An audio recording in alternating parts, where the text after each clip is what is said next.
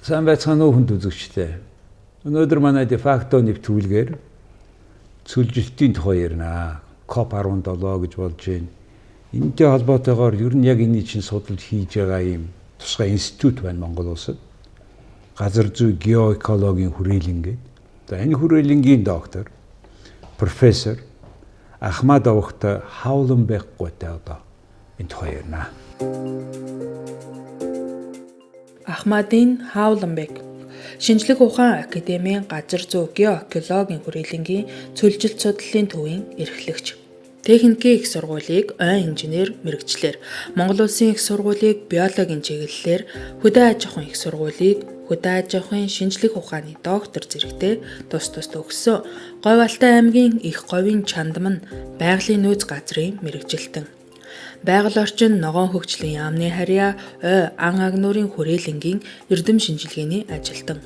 Монгол дахь тоорон ой болон ООЗ-ийг хамгаалах сэргээх төслийн судлаач. Шинжлэх ухаан академийн геоэкологийн хүрээлэнгийн цөлжилтийн тасгийн эрдэм шинжилгээний ажилтан.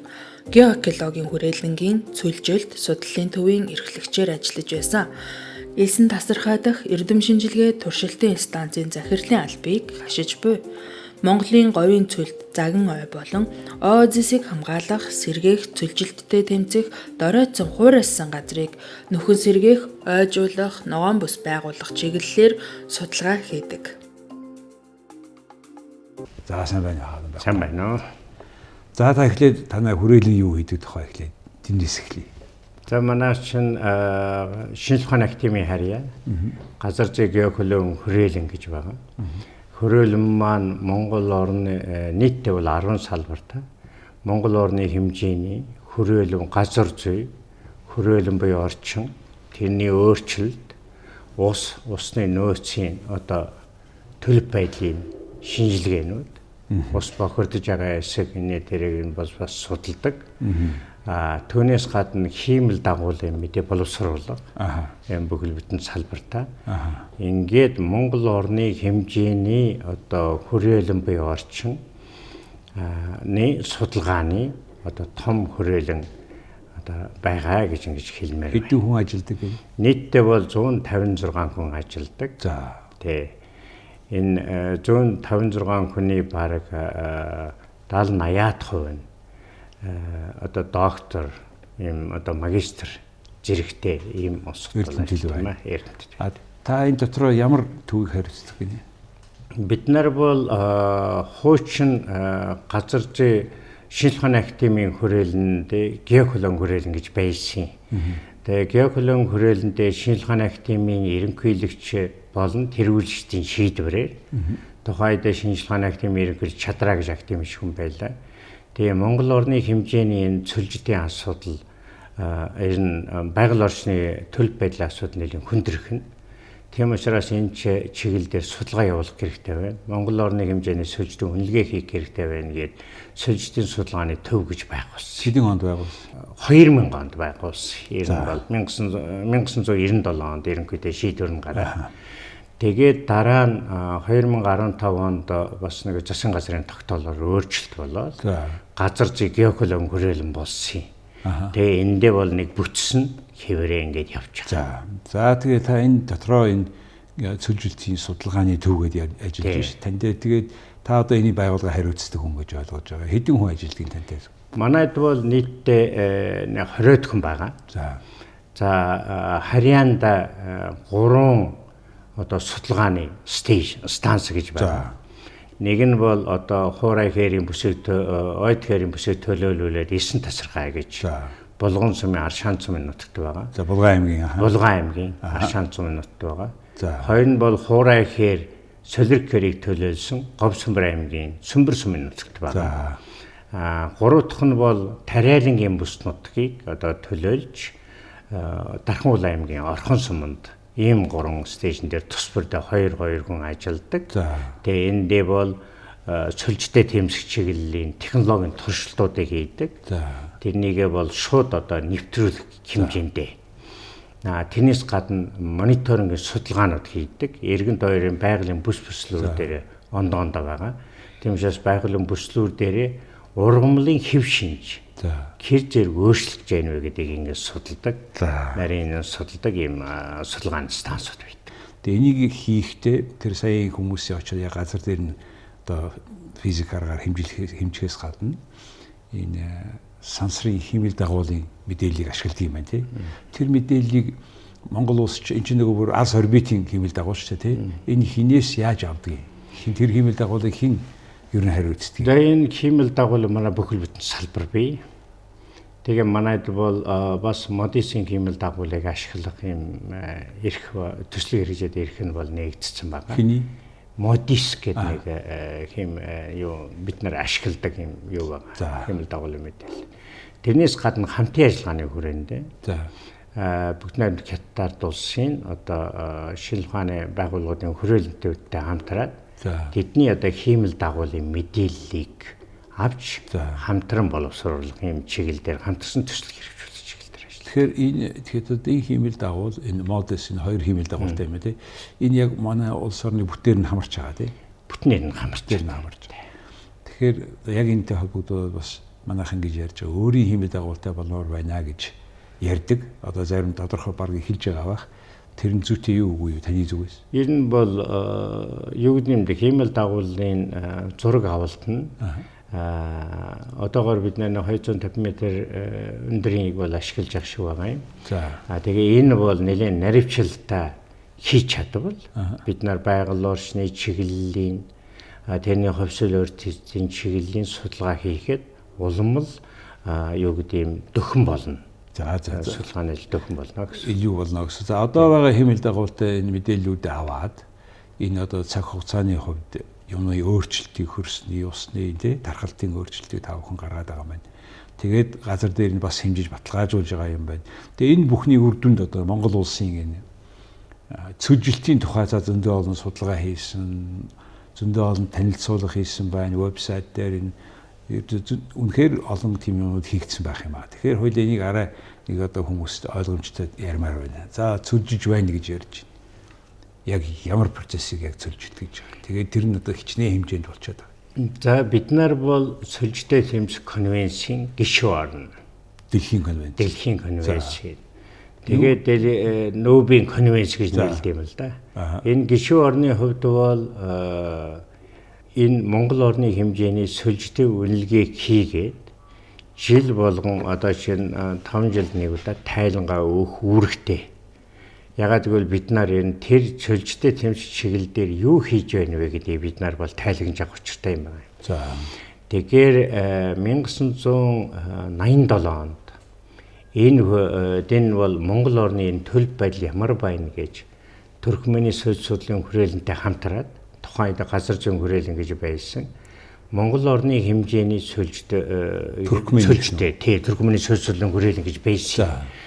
Одоо байгаа хэсэг нь бөөмэд. СССР байхад байсан байна. СССР байхад. Тэгээ хийгээд үзэхэд бид нарын сүлжилттэй ойлголт бас их буруу байж гэж. Ягаад гэвэл хангайн нуруунаас урагшаа бүс нутгийг одоо чинь манай одоо шинэ ухааны хэллэгээр сүлийн хэр сүлийн бүс нутагт одоо сүлжтэй үнэлгээ хийсэн байх жишээтэй. За тэгээд энэ бол арай дутагдaltaй байна гэж үзээд бас арга зүйнч болохгүй арга зүйнч бас жаахан нэг дутуу байсны шинж тэрнээс гадна 2000 онд Хээрийн бүс нутаг Ориг Элвэсквадр дорнодын одоо Дорноговын энэ хойдлын бүс нутгуудыг Хээрийн бүс нутгийг бол бэлчээрийн дороочлоо гэж үзсэн. За ингээд 2000 онд нэг зургал гаргасан. Тэгээд тэрний хойдлдаа бол одоо жишээ нь энэ хангайн бүс нутаг манайгаар Ойтхэр гэж ярьдим да шилгэн талаас нь. Тэгээ энэ бүс нутагт бол сүлжид явагддаггүй гэж үзсэн. За тэгэхээр энэ ерөөс арга зүйн хувьдч Монгол орны одоо жишээ нь тэр илэрхийллийн хувьдч гэсэн энэ ерөөсө болохгүй байна гэд. Тэгээ 2000 оноос 90 цөлжтийн судалгааны төв тусдаа одоо байгуулад энэ ажлыг өдөртөн зохион байгуулах.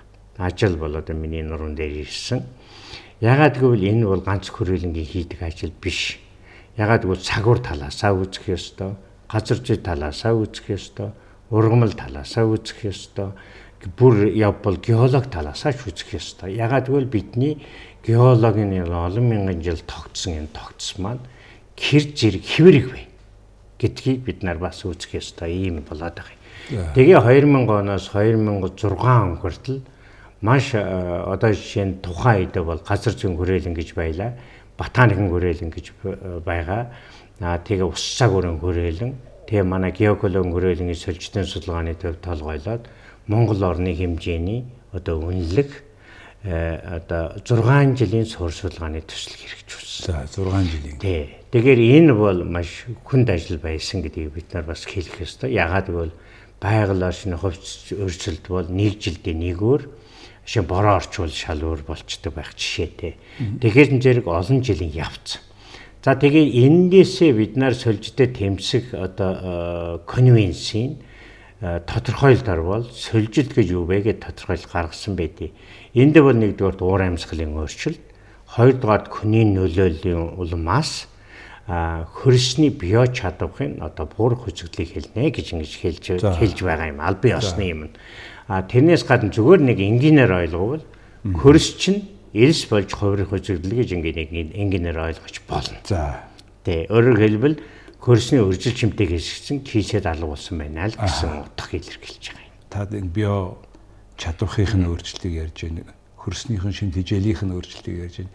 Ингээд Монгол улс ийм карт гаргаад байгаа юм байна тий.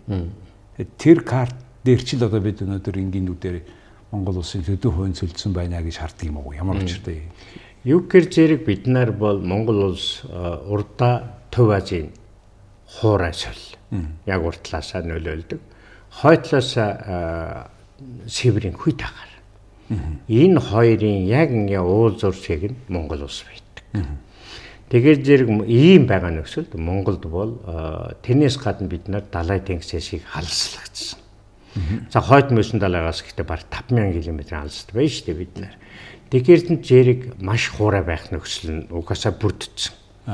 За тэгээ эргэн тойрон өндөр уулуудтай. За тэгээд маш хуурай байгаа болохоор ер нь бол бороо орохгүй бол Монгол орны нөхцөл их хүндэрдэг ийм байдалтай. Угаасаа байгалийн нөхцөл нь ийм байгаа.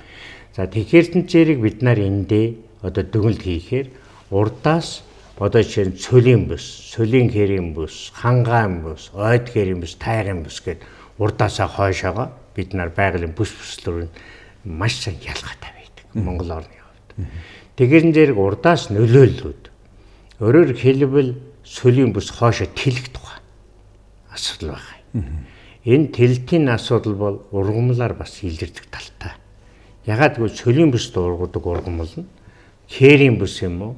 Хуурай хэрийн бүсэд одоо чинь ажиглагдж ивэл энэ бас ер нь дор байдлын шинжээр орж ийнэ л гэсэн. Тэг яг тэгж байгаа одоо. Тий, одоо бол яг тэгж байгаа. Тэгэхээр сая энэ Копос чинь өмнө Монгол улсын газар нутгийн 75% цэжилттэй байна гэд.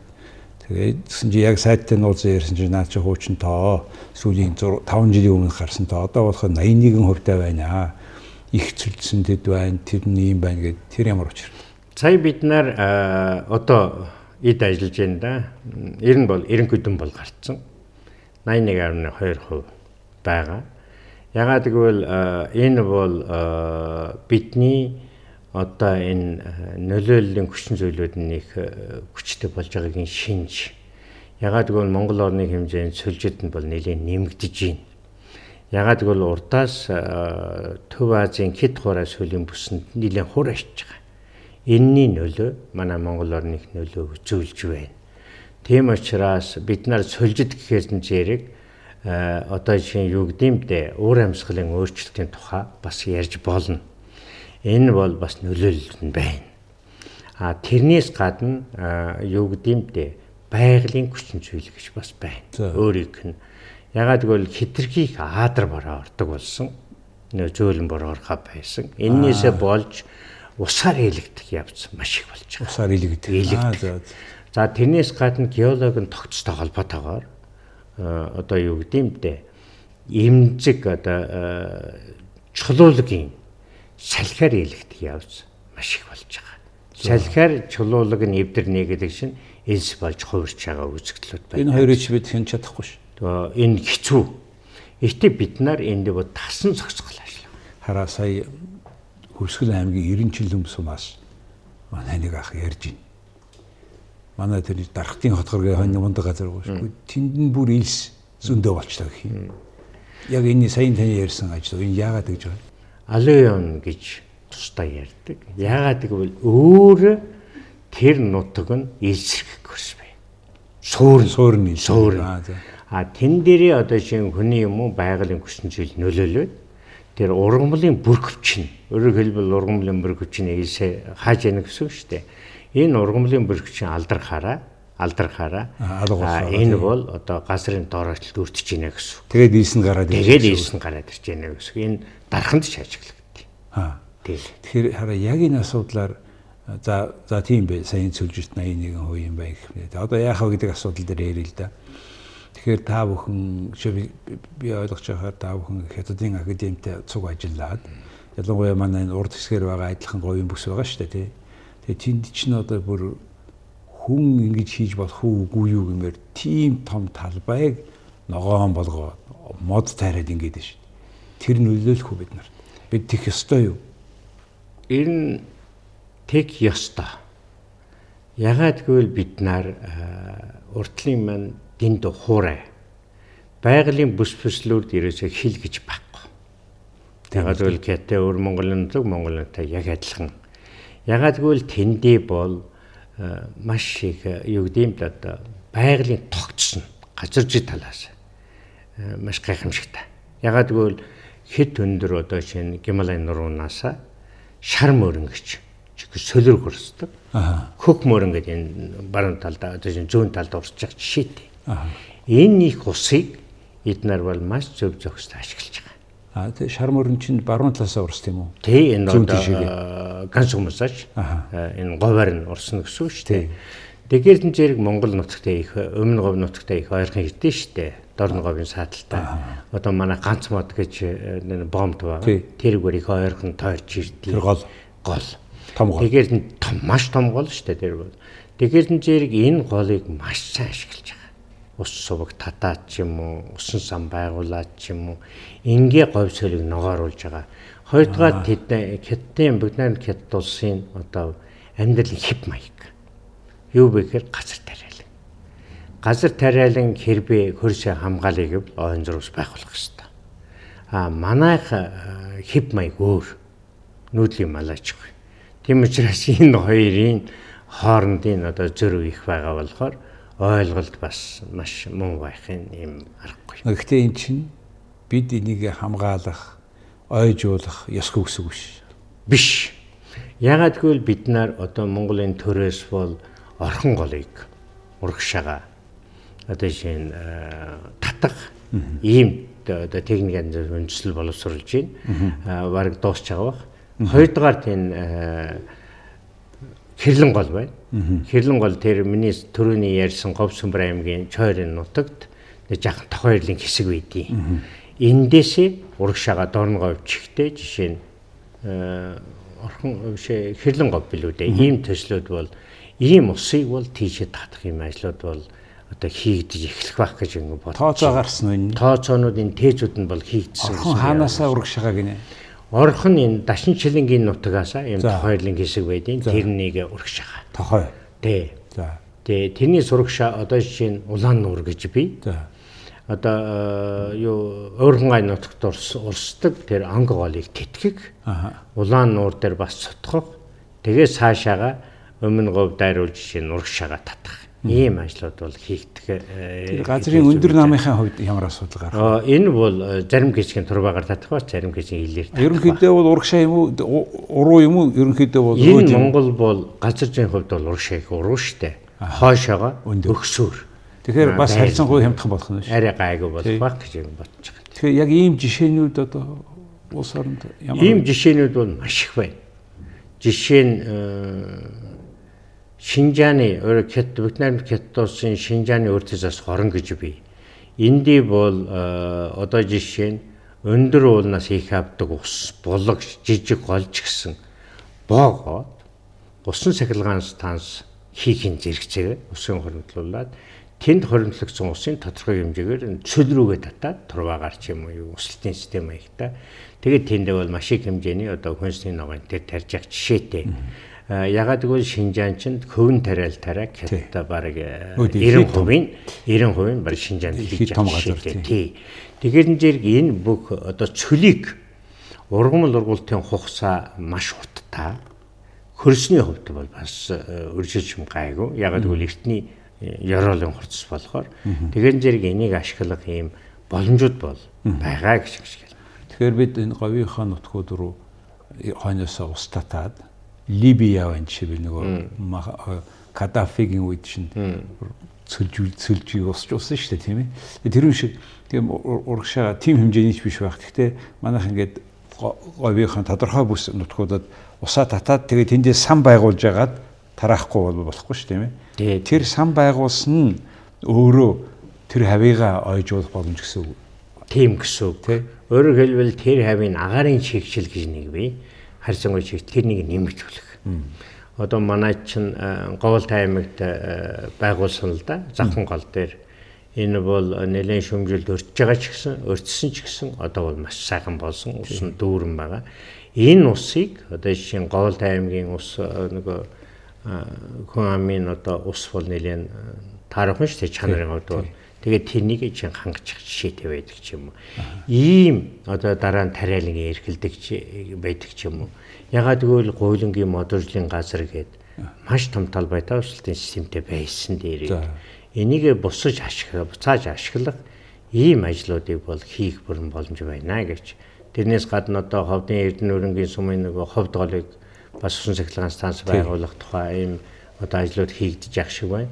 Тэгээд зэрэг энэ бүгдийг давхар ашиглах ийм ажлууд хийгдэвэл илүү өртөнтэй болно гэж байна. Тэр усан том сан байгуулна гэдэг чинь нэг талаасаа одоо жишээлбэл одоо Америкийн зарим мужууд тийм юм байл л дээ. Усан сан байгуулад эргэн тойронд нь аялал жуулчлалын цэг болж амардаг. Ус мосонд ордог завь мавтай нэг болж нөгөөх нь ус жуулалтын систем бий болж байна. Гурав дахь нь цэвэр усныхаа нөөцийг нэмээд тэрэнд өнөр нь багт нь боловсруулах нь хурдан юм шиг байгаа. Тэгээ иймэрхүү энэ бодлогын хэмжээний юмыг одоо хин хиймээрийн яаж хиймээрийн энэ талаар та одоо энэ одоо бүх насаараа одоо энэ судалсан хүний хувьд бас бодол байгаа да. Бид нар бол анх Монгол орны хэмжээний сольжилтын одоо тэмцэх чиглэлийн ажлыг Дорногов аймгийн Замуут сумаас эхэлсэн. Яг тэгвэл Замуут сум бол илс нь маш их дарагдчих юм газар байсан. Тэгээ Замуут сумаас 2 км-ийн зайтай жишээ нь ойн зурвас одоо ойн зурвас гэхээс илүүтэй ногоон бус гэж болно. Ягаад гэвэл 200 м-ийн өргөнтэйгээр 2 км урттай ийм ногоон бус байгуулахаар төлөвлөд 100 м-ийн өргөнтэй 2 км байгуулж чадсан. За. Тэгээ сүүл одоо байгаа. Одоо бол сумын төвд орсон байх жишээ тий. Тэгэхээр энэ маань яг нэг говь сөл дургудаг өөрийнх нь ургамлын тарьсан болохоор одоо хүртэл услахгүй байгаа ч гэсэн тэсэд байж ах шиг байна. Тэгээд энийг бол 200 м-ээр эн чинь төлөвлөснөрийг хэрэгжүүлж чадсан бол жишээ нь энийг одоо бүхэл бүтэн энэ ногоон бүсийн тогтолцоо бий болох байсан. Ягаад чадсан бол ягаад чадаагүй? Ягаад гэвэл дараагаар нөгөө усны хөрөлцөө тэрнээс гадна бас зардал мөнгөний асуудал хүн амын тооны өсөлт ягаад гэвэл тэр зурвастанд тулцсан байх жишээтэй байна хүн ам. Тийм учраас энэ ажлууд бол ингээд зогсоод дахиад бас нэг ажлууд хийгдэхээр ингээд төлөвлөж ил байна. Ер нь хараа бүх сумуудаа тойруулаад ийм ойн зурвасууд, ногоон зурвасууд байгуулах хэрэгтэй юм шүү. Тэ одоо бол бидний судалгаагаар Монгол орны хэмжээнд 220 сум сүрэн газрууд эрсний нүүлтэнд ямар нэг хэмжээгээр дарагдсан гэх 220 сум за. Тий. Одоо 300 хэдэн сумтай шүү дээ. Тэгтэл дарагдсан гэхээр бүр манхэлсэн зарим сумд байх жишээтэй хашааны ард хуримтлагдсан. Зарим нь хөрсөн одоо давхарга нь тэрчтэй элсэн хөрс болж хувирсан юм сумж байна. Энэ бүгдийг одоо нийлүүлээд тэгж хэлж байгаа юм л да. Тэгээд бид нар бол Монгол Улсын ерөнхий хөрөлцгийн санаачсан тэрбум мод хөтөлбөрийн санаачлага байна. Энэ бол яг үндсэн санаа бол сольжилттэй тэмцэх одоо нөгөө баахан хөтөлбөрүүд бид нар боловсруулсан шүү дээ хэрэгжүүлж амжаагүй чадаагүй. Тэм учраас энэ маань маш сайн хэрэгжиж байгаа одоо бол үр дүн бол бас гарчаа гэж хэлмээр байна. тэр хүрээндээ тэр нэг 9 зорилт байгаа юм.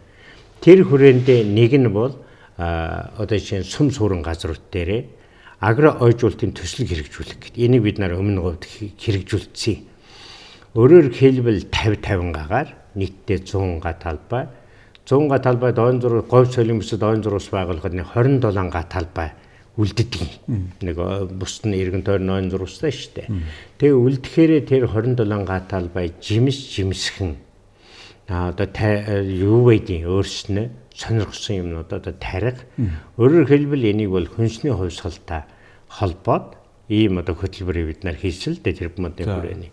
Тэгээ холбоод чинь хүнсний ногооны хангамжийн асуудлыг бүрэн шийдэх боломж бол байгаа юм. Тэгээ хөдөө орон нутгийнхан яг энэ маягаар энийг бизнес болгож ашиглах тэрнийг дэмжсэн л арга хэмжээ хэрэгтэй юм биш үү?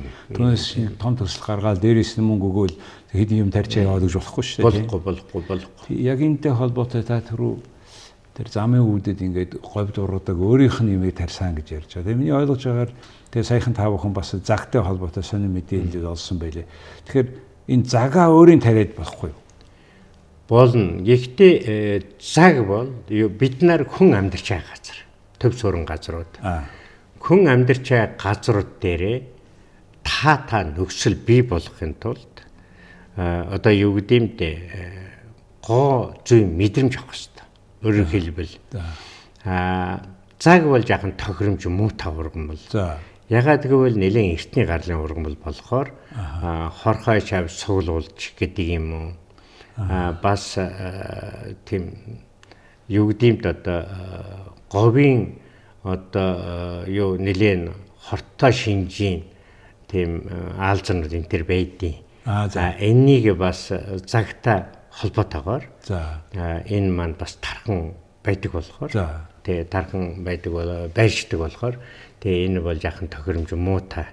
Тэрнээс гадна тэр бол байгаль дээр заган ойг жишээ нь бидний 2015 оны судалгаа бий л дээ.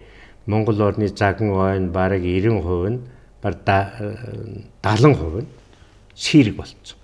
Өөрөөр хэлбэл энтэнд бид нэр заган ой гэдэг байгаа шүү дээ. Тийм байгаа. Ойн шинж алдсан. Ийм одоо болцсон байгаа. Монгол бол. Тийм учраас тэр заган ойгоо нөхөн сэргийг одоо талбайг нь тэлэгч юм уу. Тэгээд тэр тармаг болцсон их ой шинжирг оруулдаг ч юм уу. Ийм ажлуудыг хийвэл арай эрдэнэтэй болов гэж. Төв суурин газар дээр арай өөр маяг. Заг байгаа газараа арай өтгөрүүлж ургуулаач гэдэг. За төв суурин газар заавал цаг хамгийн тохиромжтой биш ээ. Тэгээ ямар мод тохиромжтой вэ? Ер нь бол говьд бол зөндөө ургамлууд байна. Хайлас гэж маш гайхамшигтай ургамл бий. Тэрнээс гадна бүйлс гэж маш гайхамшигтай ургамл бий. Өөрөөр хэлбэл одоо Японы сакуратай төстэй гэж ярьдیں۔ Тэрнээс гадна сухай гэж гайхамшигтай ургамл бий. Жилд 2 удаа цэцгэлдэг. Тэрнээс гадна Монгол азар гэж гоё ургамл байдаг. Азар гэж тий гэдэг ч юм уу. Тэрнээс гадна одоо жишээ манайхан яргай гэж их ярьдیں۔ Одоо яшил юм доо. Шилган талаас бол энэ яшил гэж маш гайхамшигтай ургамл бий. Тэрнээс гадна бид нар бол одоо Монголын говь сөлд одоо гант тэсвэртэй үл ясны төрлийн одоо 17 зүйлийг Монгол орнд нутагчулсан байгаа. Тэгэхээр нь зэрэг энэ одоо нэг хөвөн гардгоо гэдэг юм уу. Тэрнээс гадна гоёлог хэлбэртэй гэдэг юм уу. Ийм байдлаараа бид нар энэ юунуудаа хийж чадвал одоо чинь сум суурин газруудын тогтчлтын зэрэгцээгээр тэр бүм мод дотор энэ моднуудыг энэ оруулсан юм байна. Бүгдээр орцсон байгаа. Орцоо явж байгаа. Тэгээ энэ говьд өөрийнх нь өөрийн ургамал юм биш. Өөрийн ургамал. Тэгэхээр ингэж болох уу? Жишээлбэл орон нутгийг сум багийн дарга нарын ажлыг дүгнэхдээ ийм мод тарьсан үгээ тэрийг юм оруулвал тэгээ тэрнийх нь төлөө шагнал өгвөл ер нь ойжуулчих юм биш үү? Ер нь тийм ер нь бол сөлжилт гэдэг юм аа. Газрын дорой маань хамгийн түрүүнд өөртдөг улсууд малчд. Өөрсдөө тийм. Өөрсдөө. Тэгэхээр нь зэрэг бид нар болоод ийм малажгоос болоод сөлжөд ийн гэж ер нь ярих дуртай. Энэ бол маш буруу үзэгдэл. Мал олон болохоор бэлчээр сүлжүүд гэдэг нь буруу юм уу? Үгүй бэлчээр тухайд асуудал биш. Бэлчээрийн асуудал. Малаасаа болоод сүлжээд ийн гэдэг одоо энэ ойлголт энэ малыг үзэн ядсан маягтай ярианы сүлээд их болчиход байгаа шүү дээ. Энэ бол энэ маш буруу үзэгдэл байгаа юм. Ягаад гэвэл бид нарын уламжлалт соёл.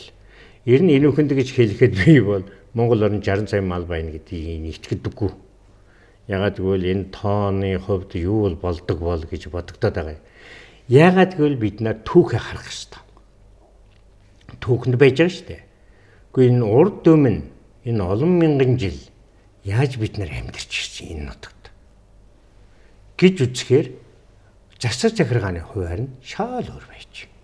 330 сум 20 хэдэн аймаг гэж хуваагддаг байж. За хошууны систем. Үлгэрлэж хэлбэл хангай нутагт цусдаг, кэрийн нутагт намаржиж хаварждаг, биш намаржижтэй хаварждаг, говийн нутагт одоо очоод өвлждэг. Ийм системтэй байж. Хойш урагшаа. Тий, хойш урагшаа явдаг ийм хошууны систем. Тэгэхээр зэрэг бид нар одоо баахан хувааж хайчаад тэгээд тэр мал нь тэр одоо нэг сум 3 багтаа 5 багтаа дундчаар. Тэгэхээр зэрэг нэг багийн мал нөгөө багт орохгүй. Тэгэхээр зэрэг нэг газар тойроод байхаас яах вэ? Тийм учраас бид нар энэ Монголын эрдэмтэд маань шинжлэх ухааны академи дээр ирэн цуглараад энэ бүгдийг Монгол Улсын засгийн газарт хүлээлгэж өгсөн ажил бий хошууны систем шилжих ёстой гэж. Тэгээ энэ бол улс төрөөс бол тэгээ болдсон билээ л дээ. Тэгэхээр зэрэг бид нар энэ хаанаасаа шалтгаалж ийн гэдгийг эхлээд тогтоох ёстой болохоос биш малаас болоод байна гэж ингэж бас байж болохгүй юм байна. Нүүлгэж сэлгэхийн орн тэр хүнд нь л үндсэнд эргүүлээд байна. Өөрөөр хэлбэл хэн нэгний одоо чинь 5 баг байлаа гэтэл нэг нутгаар орохгүй байхгүй та. Тийм байна. Тий. За хаалт байхгүй энэ таны ярьж байгаа энэ сэдвийн ажил бол хязгааргүй том. Энэ тухай ярина гэдэг их удаан бүгдийг хамарч боломжгүй. Гэхдээ тав тэр өнөөдрийн яриа бол зөндөө олон нөгөө бодоход хоол боллоо гэж ярьдаг да. Тийм л ажил болчлоо. Тэгээд ер нь бол энэ чиглэлээрээ бид ингээд нэг юм илүү мэдээлэлтэй, мэдлэгтэй ярилцах цаг болчиход байгаа. Үгүй юм бол мэддэг ч хүн байхгүй, мэддэггүй ч хүн байхгүй юм тав баримтаар яриад идэг. Тэгээ тань шиг танай хамт олон шиг ингээд энэ олон 30-40 жил хийсэн судалгаатай хүмүүсийг ямар ч гэсэн тийм ярилцахад хэрэгтэй гэж бодоод ингээд урьсан. Тэгээ манай урилгыг ярьж хүлээж аваад ярьж өгсөн тань талархаж байна. За баярлалаа. Юу ч гэсэн энэ жаргал төв багтаа гэдэг нэвтрэл бий өгөхөөр дуртай. Маш одоо гайхамшигтай нэвтрүүлэг. Энэ асуулыг их хөнддөг. Тэгээд Монгол орны хэмжээний цөлжтэй асуулыг энэ хөндөж байгаадаа би маш их баяртай байна. Тэгэхээр бид нар бол энийг ард түмэнд ойлгуулах гэж сольжиж би Монгол орн гэсэн киноч хийсэн, сольжитэй тэмцээн технологиудын киноч хийсэн, энэ YouTube дээр бэлэн байж байгаа. Тэгээ энэ төв дээрээ дамжуулаад, урт санаа судалгааны станцуудаар дамжуулаад Монгол орны хэмжээндээ одоо жишээ нь нэг таниулан ойлгуулах юмсан хүн болгон сольжитэй тэмцэх чиглэл дээр байгаасаа билээ. Малчтаа өөрснөө хийгээсээ билээ гэж малчтаа одоо хийж л байна. Тэгтээ энийг улам өргөжүүлээсэй билээ гэж ингэж бодож явдаг хүнэ гэж энд бас хэлмээр байна. За баярлалаа тань. За хүнд үзэгчтэй өнөөдөр бид цөлжилтийн тухай ярьлаа. Ингэж ярихаас шүү сонголтгүй болцсон цаг үе ирлээ. Тэгээ шалтгаан нь хаваагаа. Тэгээд яах юм бэ гэдгийг энийг судалсан мэдсэн хүмүүсийг та бүхэнд одоо ямар нэг хэмжээгээр хүргэж байна. Тэгээ ийм хүн бол газар зүй геоэкологийн хүрээлэнгийн доктор профессор Ахмадин Хауланбек гой байлаа. Баярлалаа.